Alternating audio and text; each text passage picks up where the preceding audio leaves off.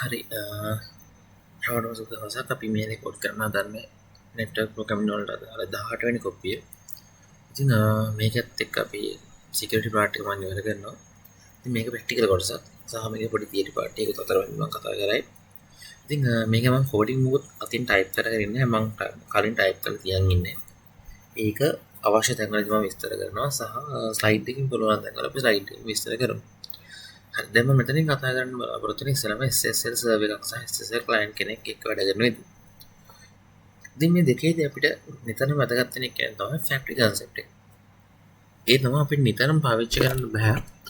සාමාන්‍ය දැන් අපි සාමාන්‍ය සොකට් එකක් ගද්දී අපිට සොකට් පාවිච්චි කරද්දී සොකට් ඕන තරම් හදන්න පුළුවන් ඕන පෝට් එකක් උඩ. හැබැයි SSL වල එහෙම හරියන්නේ නැහැ. එයාට අපි වෙනම සොකට් ඩිවෙලොපර් කෙනෙක්ව පාවිච්චි කරනවා. නැත්නම් සොකට් ඩිවෙලොපින් ෆන්ක්ෂන් එකක් පාවිච්චි කරනවා. ඒ ෆන්ක්ෂන් එකට අපි කියනවා ෆැක්ටරි එකක් කියලා. ඉතින් අපි ඉස්සරම සර්වර් එක පැත්තෙන් ගත්තොත් එහෙම SSL සර්වර් සොකට් ෆැක්ටරි එකක් අපි හදාගෙන ඉන්නවා. මෙතන තමයි සොකට් හදන්නේ. නැත්නම් SSL සොකට් හදන්නේ මෙතන. ඒ සොකට් එකට SSL සර්ටිෆයි කරන්නේ මෙතන. හරිද? ඉතින් එතනදී සොකට් එකක් කියන එක අපි හදුවොත් එහෙම ඉස්සෙල්ලාම මම කරන්න ඕනේ සර්වර් සොකට් එකක් ක්‍රියේට් කරගන්න. ඉතින් මේවට අපි යූස් කරන්නේ ඇත්තටම SSL සර්වර් සොකට් ෆැක්ටරි කියන ෆන්ක්ෂන් එක යූස් කරනවා. මේක සර්වර් සොකට් එකක් නැත්නම් ෆැක්ටරි එකක් බවට බිල්ඩ් කරගන්න. එතන මෙතන තමයි අපි ප්‍රොඩියුස් කරන්නේ අපේ SSL සර්වර් සොකට්ස්. ඉතින් මෙතනත් අපිට ටයිප් කාස්ටිං එකක් කරන්න ඕන SSL සර්වර් සොකට් එකක් විදිහට. ඊට පස්සේ අපි කරන්නේ සොකට් එකක් ක්‍රියේට් කරගන්නවා SSL සර්වර් එකට. ඉතින් ඒක අපිට කරන්න පුළුවන් ෆැක්ටරි එක දුව. ෆැක්ටරි එක දුව මම දීලා තියෙන පෝට් එකට සර්වර් එකක් ක්‍රියේට් කරගන්න. හරිද? දීලා තියෙන පෝට් එකේ නම් සර්වර් එකක් ක්‍රියේට් කරගන්න. ක්‍රියේට් කරම සර්වර් ක්‍රියේට් කියලා ඔන්න මෙසේජ් එකක් පාස් කරනවා. හරි ඔය තමයි සර්වර් එකක් හදාගන්න ගැලේ.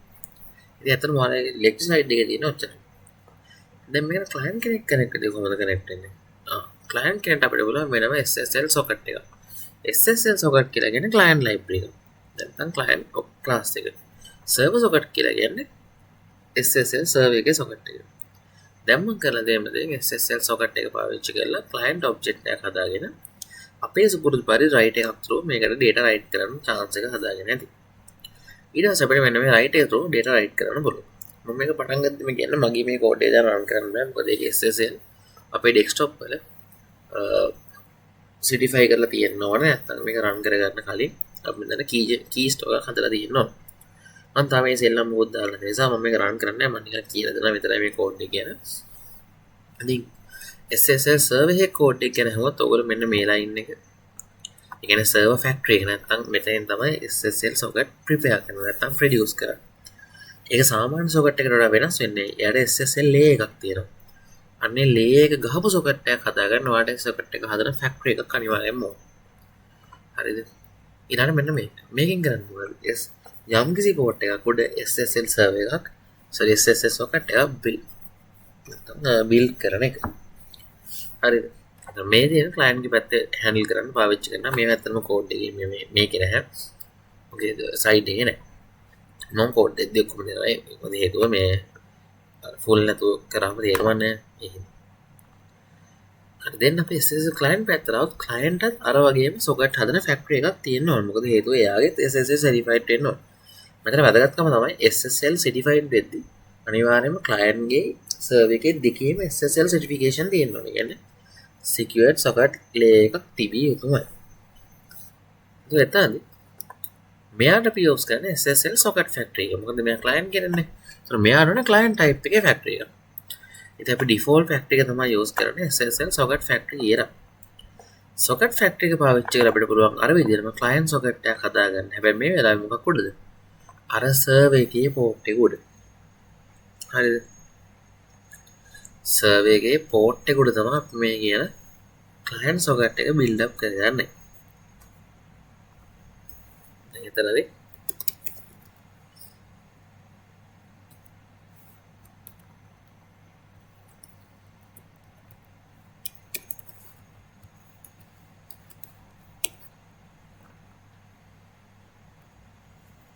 sorry මේ connection එක හදාගන්න තියෙන්නේ.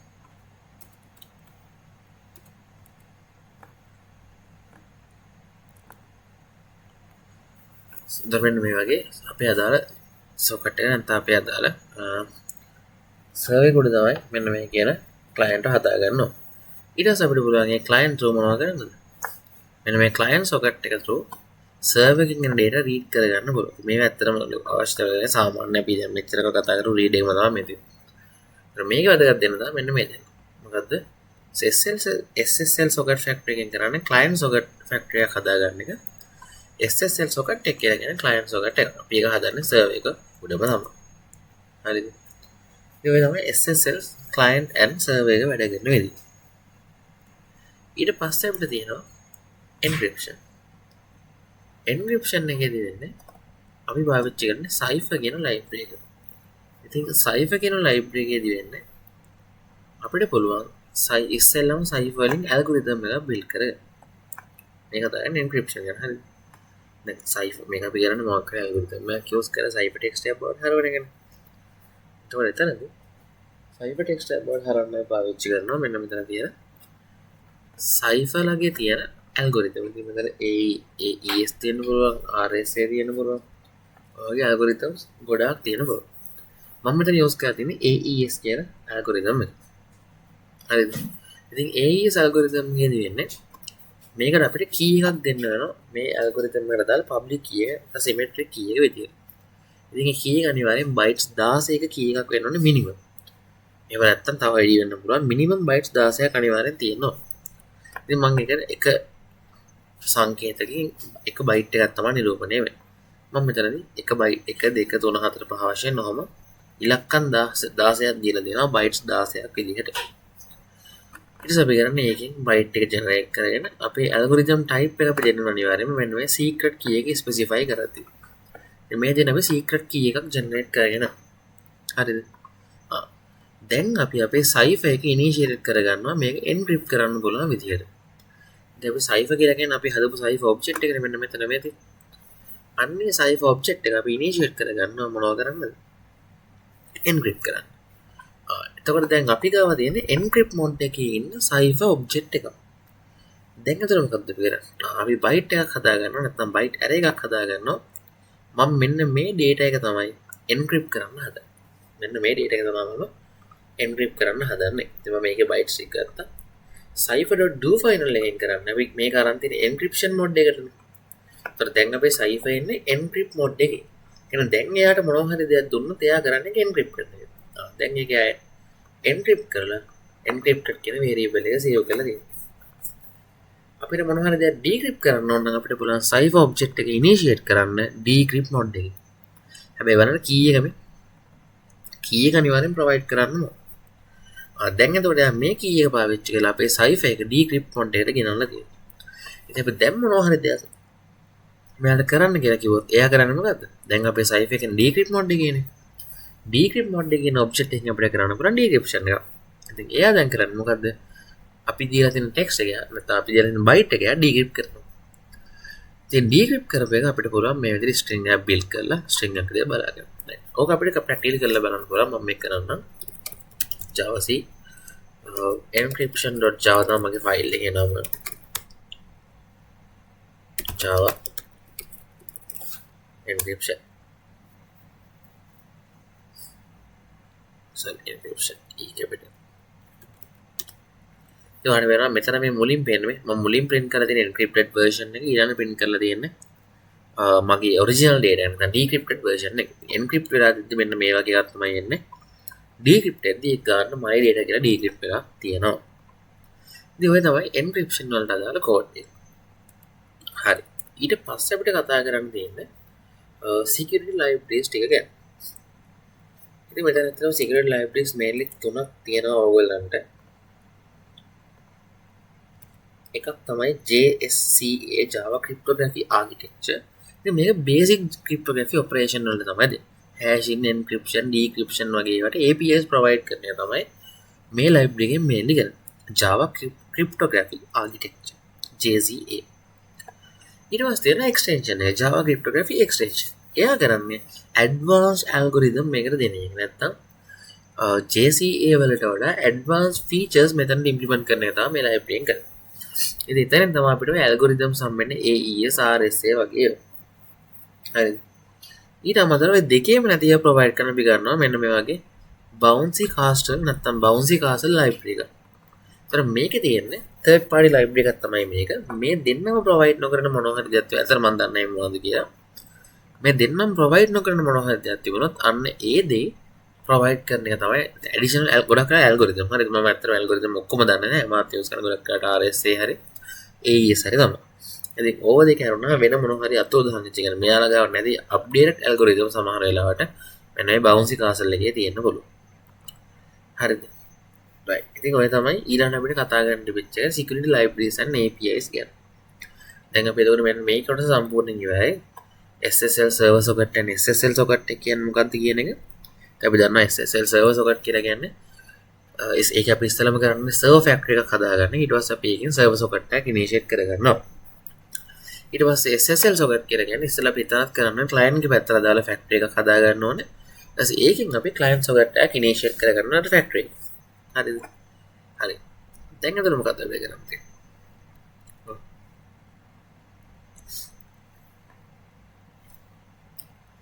ඊට පස්සේ අපිට දෙන්න digital certificates එක වැඩ කරන දේ බලන්න. හරි. certificate එකක් කියලා කියන්නේ මොකක්ද? certificate එකක් කියලා කියන්නේ යම් කිසි document එකකට අදාළව නැත්නම් electronic document එකකට අදාළව ownership එකක් දෙන්න use කරන කෙනෙක්ට. ඉතින් මේක issue කරන්නේ certificate authority එකෙන්. ඉතින් මේක ඇත්තටම cloud පැත්තට බාර දෙයක්. එතනදී මේ certificate එක ඇතුලේ mention වෙනවා මේකේ අපි ජයවන document එකේ owner කවුද? සහ ඒකේ public key එක මොකක්ද කියන එක. ඇත්තටම කිව්වොත් මේ certificate එක කියලා කියන්නේ simply ගත්තොත් එහෙම මහා අමාරු දෙයක් නෙවෙයි. හරිද? සිම්පල් විදිහට ගත්තොත් මේ certificate එකේ තේරුම තමයි නිකන් පොඩි identification එකක් දෙන key එකක් මේක. හරිද? identification එකක් දෙන key එකක් තමයි මේ certificate එක කියලා කියන්නේ. දැන් මොකක් හරි document එකකට අදාළව identification එකක් දෙන්න තමයි මේ certificate එක පාවිච්චි කරන්නේ. මේක digital certificate එක. මේක හරියට ID card එකක් වගේ. website වලට servers වගේ දේවල් වලට දෙන්න පුළුවන් identification එක තමයි මේ certificates වලින් දෙන්නේ. අපි දන්නවනේ ඕන වෙබ් එකක් SSL certified TLS certified වගේ certification අපිට ගන්න පුළුවන්. හරිද? එතකොට මේක අපි පාවිච්චි කරන්නේ ගොඩක් වෙලාවට මොකද්ද මේ certificate එක through කරන්නේ අර අපි establish කරන පොඩි security නැත්නම් trust එකක් අපේ site එක secure කියන. හරි සරලව වෙන්නේ නේද? එතකොට ගොඩක් වෙලාවට මේකේ දැන් certificate authority එකකින් කරන්නේ ගොඩක් වෙලාවට මේකට හරියම ඕන කෙනෙක් ඉන්නවා. ඒ කියන්නේ ඒක අර නිකන් cyber threats වලින් අයින් කරන කරපුවා. ඒක මේක ownership කරන්නේ නැති anonymous කෙනෙක් වගේ නෙවෙයි. මේකට හරියම ඕන කෙනෙක් ඉන්නවා. සහ මේකට හරියම encryption keys තියෙනවා. හරිද? අන්න ඒ වගේ දේවල් තමයි මෙතනදී මේ කියලා තියෙන්නේ. ඉතින් ගොඩක් වෙලාවට මේ certificate වල අනිවාර්යයෙන්ම තියෙන දෙයක් තමයි මේ තියෙන දේවල් මොනවද ඕන කවුද කියන එක සහ නැත්නම් ඕන information මොනවද කියන එක සහ public key එක අනිවාර්යෙන් තියෙනවා. ඉතින් මේ certificate එකේ purpose එක තමයි එකක් authentication. කවුද ඕන කියන එක verify කිරීම සහ key එක verify කරගන්න එක. කවුද ඕන කියන එක verify කිරීම සහ encryption key එක true data exchange කරද්දී encryption කරගන්න එක තමයි digital certificate එකේ තියෙන දේ. ඉතින් සරලව ගත්තොත් මේක වෙන්නේ ගොඩක් වෙලා data share කරද්දී මොකද්ද data share කරද්දී මොකක් හරි site එකකට ඇද්දී site එකේ තියෙන certificate එකෙන් verify කරගන්නවා මේ site එක ඇත්ත site එකක්ද නැත්නම් fake site එකක්ද කියලා. ඒක තමයි ගොඩක් වෙලාවට certificate එකෙන් වෙන්නේ. හරිද? ඉතින් certificate එක කියන කතන්දරෙත් තියෙන ඔන්න ඊට පස්සේ දැන් මම හිතන්නේ certificate එක කියන එක ඔයගලන්ට පැහැදිලි වුණා මොකක්ද certificate එක කියන එක සරලවම කියනවා ඔයාලා දන්න දෙයක් තමයි certificate එක කියලා කියන්නේ. ඊට පස්සේ අපිට එන්න දෙන්නේ key store එකට. key store එකක් කියලා කියන්නේ අපි ගාව තියෙන cryptographic keys and certificates store කරන්න පාවිච්චි කරන store එකකට. ඒක storage facility එක. ඉතින් password protected files තමයි නැත්නම් ඒ කියන්නේ මේක file based store එකක් සහ මේක password protected. හරි මේක අපි use කරන්නේ ගොඩක් කරාට ඒ කියන්නේ Java application වලින් තමයි මේක පාවිච්චි කරන්නේ. මොකටද? එයාලට අදාළ keys and certificates save කරන්න තමයි මේක use කරන්නේ. simply මතක තියාගන්න Java key store එකක් කියලා කියන්නේ Java key store. එයාලගේ කීස් නැත්නම් ක්‍රිප්ටෝග්‍රැෆික් කීස් ඇන්ඩ් සර්ටිෆිකට්ස් මැනේජ් කරන්න පාවිච්චි කරන ලයිබ්‍රරි එකක් තමයි අපි මොනවා කියලා කියන්නේ කී ස්ටෝර්ස් කියලා කියන්නේ. ඉතින් මේක ඇත්තටම ලොකෝ එකක් වගේ. බොහොම සිම්පල් ලොකෝ එකක් වගේ තමයි තියෙන්නේ. මේක අපි තියන්නේ මොනවද? keys and certificates එච්චරයි. හරිද? right. key stores type key පැත්තේ නේ ඇත්තටම මේ එකක් තමයි JKS කියලා කියන එක. මේ දෙක ගැන එහෙම ලොකු විස්තරයක් මම දන්නේ නැහැ මේ keys වර්ග දෙක මොනවද කියලා. මම නිකන් කියන්නේ මේ වර්ග දෙකක් තියෙනවා කියලා මතක තියාගත්තම මම හිතන්නේ ගොඩක් දුරට හරි. ඒකේ ගොඩක් කරාට වෙන්නේ Java old version තමයි මේක වෙනවා කියලා කියන්නේ. ඇත්තට මේ key store version තමයි මේ. ඒක අපි මොකක් හරි key store එක හදුවා කියනකො මෙහෙම KS1 කියලා එකක් හැදුවා. ඒකට අපි දුන්නා JKS කියලා. ඒකේ තේරුම තමයි මේක JKS key store එක. දැන් JKS type එකේ key store එක. ඊට අමතරව අපි දුන්නොත් එහෙනම් දැන් අපි ගත්තොත් එහෙම industry standard key store එක තමයි PKCS12 කියලා කියන්නේ. ඒ කියන්නේ ගොඩක් වෙලාවට platform ගොඩක නැත්තම් multiple platform වල වැඩ කරන key store එකක් තමයි මේක.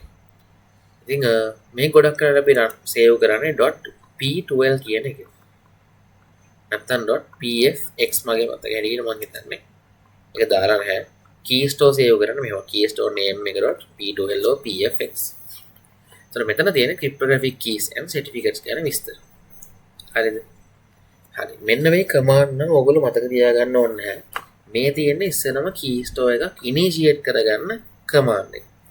ඒකයි පාවිච්චි කරන්න මෙන්න මේ key tool කියන එක. ඒතර key tool වලින් තමයි අපි මොනවද ගන්න key store එකක් ඉස්සෙල්ලාම හදාගන්න. හදද්දී අපිට මොනවද කරන්න වෙන්නේ? මෙතන ඇත්තට මේ දෙන command. මේ දෙනේ command එකනේ විස්තර. මේවා නම් මතක තියාගන්න try කරන්න එපා අපරාධය. මේක මම හිතන්නේ මෙහෙම මම දන්නේ exam එකේ ඉදි කියලා මේක. හැබැයි මේ හරියට ඇඩ්වාන්ස්. මට ඒක විතරක් කියන්න බලන්න. හරි. දැන් අපි key store එක හදද්දී යා කරන්නේ මොකද්ද?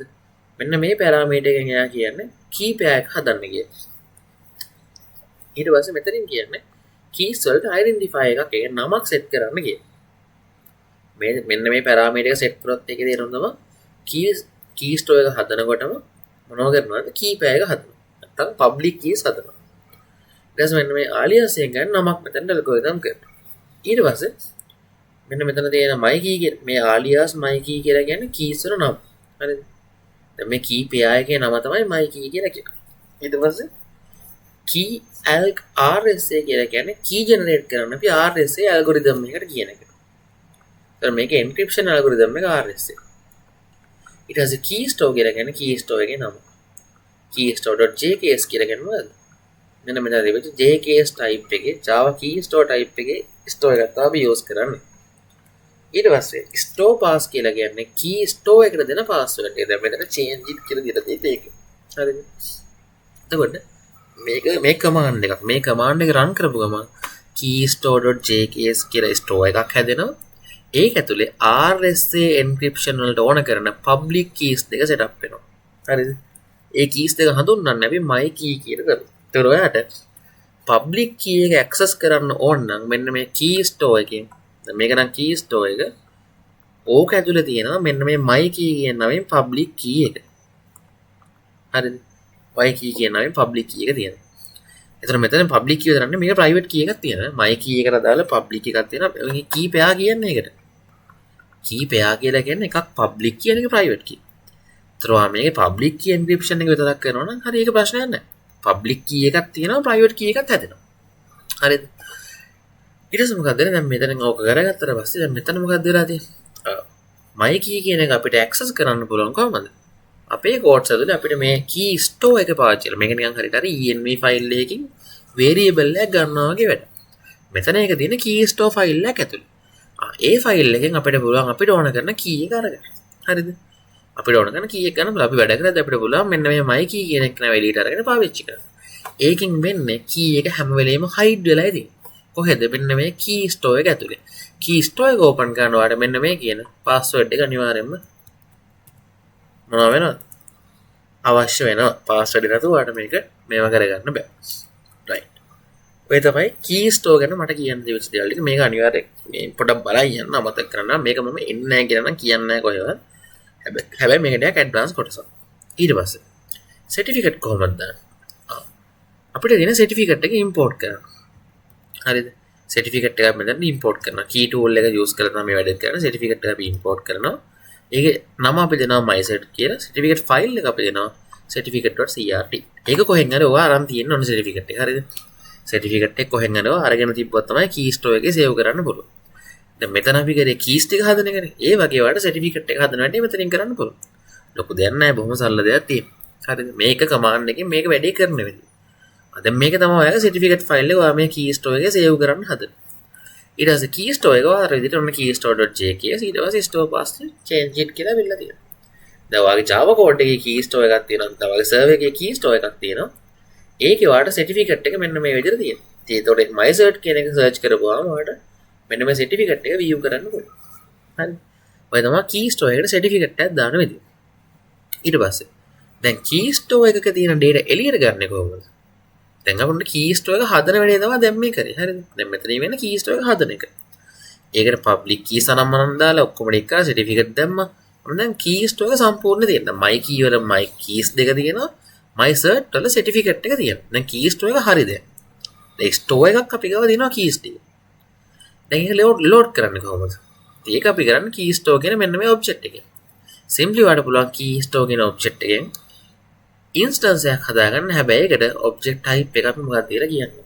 JKS ද නැත්නම් PK12 sorry. JKS ද P12 ද කියලා අපි අනිවාර්යෙන් කියන්න ඕනේ. දැන් මෙතන මම හදේ JKS නේ. ඒ නිසා මම මේ හදන key store object එක අනිවාර්යෙන් JKS object එකක් වෙන්න ඕනේ. ඊට පස්සේ අපිට පුළුවන් file input stream එක පාවිච්චි කරලා මේකත් IO method එක file input stream එක use කරලා මෙන්න මේ key store එක අපිට load කරගන්න පුළුවන්. මේ මොකද්ද මේ key store එක කියන්නේ? අපි මේ generate කරපු key store එක. දැන් ඒක මොකක්ද? හැබැයි load කරද්දී අනිවාර්යෙන් මොකක් වෙන්න ඕනද? file එකේ password එක දෙන්න ඕන. දෙද්දී ඒක ඡායාරයකක් විදිහට තමයි දෙන්නේ. දැක්ක. මෙන්න මේ key store එක තියෙනවා නම් මේ try කරලා තියෙන එක මේක තියෙනවා නම් අපි කරන්නේ මේ key store එක මක් කරනවා load කරනවා. load කරද්දී අනිවාර්යෙන් password එක දිය යුතුමයි. දැන් ඔය මොකද්ද ඔය කරේ? හරියට නිකන් අර env file එකක් load කරා වගේ. env file එකක් load කරද්දී password නැහැ. මෙතන හැබැයි password එකක් දෙන්න ඕන. මෙතන මේ කරේ file එකට අදාළ configuration එකක් කරගත්තේ JKS type එකට key store object එකක් හදාගත්තේ. ඊට පස්සේ මේ ටික කතා කරා. දැන් ඔන්න අපි මේ විදිහට password එක දීලා මෙතෙන් key store එක load කරගත්තා. key manager මොකද්ද කරන්නේ? අර වගේ ඔන්න අපි key manager factory එකක් හදනවා මෙතනදී. key manager factory එකේ තියෙන්නේ අර encryption algorithm ගැන විස්තර. නැත්තම් අර වගේම key එක හදන්න පාවිච්චි කරන මොනවටද මෙතන මේදී හදන්න පාවිච්චි කරන විස්තර ටිකක් තව විදිහකට algorithm එක ගැන විස්තර. ඒතර මෙන්න මේ කියන algorithm එකට අදාළ factory එකක් තමයි මෙතන මේ අපි හදන්නේ. ඒ factory එක අපි පාවිච්චි කරද්දී හැබැයි ඒකට password එක දීලා ලෑස්ති කරගන්න ඕනේ. password එක කියන්නේ මොකද්ද? මේ key store එකේ password එක. මේක ඇත්තටම බොහොම ලේසියි. ඒතකොට මේ කැලෙන් කරන්නේ අර කලින් අපි කතා කරපු දේම තමයි. ඊට පස්සේ දැන් අපි කලින් අර SSL server එක පාවිච්චි කරේ SSL factory එක. ඒ වගේම තමයි මෙතන වෙලා තියෙන්නේ. මෙතන get default කියන එක කරනවා. මෙතන අපි algorithm එක load කරන්න ඕන. හරිද? algorithm එක load කරා. මෙන්න මේ කියන විදිහට මොකක් කරාද? මේ KMF එක initiate කරගත්තා. දැන් මෙතන නිකන් initiate කරන්න බෑ. මොකද හේතුව initiate කරන්න අනිවාර්යයෙන්ම password එක දෙන්න ඕනේ. මොකද අපේ key store එක password protected. මේ key store එකෙන් තමයි මේ key එක අරගන්නේ. ඒකයි මෙතන අපි මේක initiate කරන්නේ. registers මොකද කරන්නේ? දැන් සොයාට SSL context එකක් තමයි අරගන්නේ. SSL context එක අපිට SSL ද TLS ද කියලා දෙන්න පුළුවන්. එතකොට මේ context එකෙන් කරන්නේ මේක තුව තමයි අපි මේ SSL communication වැඩි කරන්නේ නැත්නම් SSL වැඩි කරගන්න මේක තුව. හරිද? එතනින් එහාට වදන්න දේවල් ටික මොකද්ද? ඔයාලට පුළුවන් මෙන්න මේ විදිහට SSL server socket එක පාවිච්චි කරන්න. ඊට අමතරව ඔයාලට පුළුවන් මෙතනින් client socket එකත් එක්ක වැඩ කරන වැටි කරගන්න. නැත්නම් client socket connection එක accept කරගෙන මේ වැටි කරගන්න පුළුවන්. මේ ඔයගොල්ලෝ දන්න දේවල් අපි server එක create කරා client socket එකක් හදාගත්තා. මම ඒක කිව්ව කලින් client socket එක හදාගත්තා. ඒක handle කරා. මේ handle කියන function එක client socket handle කරන හදලා තියෙන function එක. ඒක මෙතන නෑ. කියන එක වැදගත් නෑ අත්‍තරම මෙතනට. ඒකේ මොනවා හරි වෙන වැඩ ටිකක් මේක thread එකකට දීලා ඒවා ඕනේ නැහැ අපිට. මෙතන සරලව තියෙන්නේ මෙන්න මේ key store එක පාවිච්චි කරන විදිහ. හරි. ඒකේ වැදගත්ම දේ මුලින්ම key store එක අපි load කරන්න ඕනේ. ඊට පස්සේ අපි key store එකේ කීස් ටික ගන්න කී මැනේජර් කෙනෙක් කරා ඊට පස්සේ අපි SSL context app පාවිච්චි කරන්න ඕනේ මේ කීස් ටික පාවිච්චි කරන්න ඇත්තටම හරිද මේ ගන්න අපේ වැඩ දික් කරගන්න කීස් ටික යූස් කරගන්න දෙන්න අපිට අර විදිහට SSL පාවිච්චි කරලා ඉතින් වැඩ කරගන්න පුළුවන් SSL සාමාන්‍ය විදිහට අපිට යූස් කරන්න පුළුවන් හරි දැන් ඔයාලට වෙනද මෙතන අර SSL server socket factory SSF එක අපි දැන් ගන්න SSL context එක නිකන් ඉස්සර අපි ගත්තේ මොකද්ද get default එක default value එක ගන්න දැන් අපි key manager කරා තියෙන එක කියලා තමයි ගන්නේ එච්චරයි වෙනස් වෙන key store එකක් පාවිච්චි කරන එක දැන් key store එක අපි use කරන්නේ අර public private keys සහ certificate save කරගන්න ඒක most secured way එකක් normally මේක පාවිච්චි කරනවට වැඩිය නිකන් keys එහෙම යවනවට නම් key store එකක් පාවිච්චි කරන එක පට්ටම secure හරිද ඒකයි මේක අපි කරන්නේ මේක හරියටම සමානයි ENV එකට අපි ENV එක use කරන්නේ මොකටද secret hide කරන්න මෙතන කරන්නේ තේද මෙතන හැබැයි ඒක ගොඩක් protective අර ENV එකට වඩා මොකද password protect කරන්න පුළුවන් ඒ වගේ දේවල් ඉතින් මේ දින commands මේවෙන් තමයි අපි හද එච්චරයි හරි ඉතින් ඔය ටික තමයි key store ගැන කියන්න තියෙන Java වල මම හිතනවා digital certificate එක සහ key stores කියන දෙක අතර වෙනස තේරෙනවා. ඒ කියන්නේ ඒ කතන්දරේ පැහැදිලි කියනවා. සහ coding ටික. ඉතින් ඔය ටික තමයි මේක තියෙන අතර මම coding වල ලොකු focus එකක් මේක දුන්නේ. මොකද මේක පට්ට advanced මේ concept එක. හැබැයි ඒකත් ඔන්න මම cover කරා. ඔයාලට පුළුවන් මේක එක idea එකක් ගන්න මේ part එක ගැන. ඔතනින් ඔන්න security කියන කොටස සම්පූර්ණයෙන්ම ඉවරයි. තව ඉතුරු lesson දෙකයි. එකක් තමයි message passing අනිත් එක තමයි NIO නම් දාන්න අන්තිමට ඒක හදාලා යන්න ඊළඟට දාන්න message passing ඊට පස්සේ මම pass page එක සමහරට discuss කරා NIO වලටත් කලින් ඒක හැබැයි NIO නම් දාන්න අන්තිම දවසේ හේතුව ඒක දිගයි සහ ඒක මට හිතෙනවා ටික මේ පාර ප්‍රශ්නයක් වෙයි කියලා ඒ හින්දා තමයි NIO අන්තිමට දාන්නේ හරි එහෙනම් මෙතනින් අපි මේ කුප්පිය නවත්තමු මේ 18 වෙනි කුප්පිය ඉවරුනේ අනිවාර්යයෙන් මේ කුප්පිය දැන් බලන්න තව කුප්පි උඩරිම 4ක් වැටේ lesson වලට අදාළව ඊට පස්සේ පාස් පේපර්ස් වලට මම කුප්පියක් වෙනම දාන්නම්. ඒක මෙන්ෂන් කරලාම දාන්නම් පාස් පේපර්ස් කියලා. හරි එහෙනම් අපි මෙතනින් මේ වැඩේ නවත්වමු. ඊළඟ කුප්පියෙන් හම්බෙමු 19 වෙනි කුප්පිය.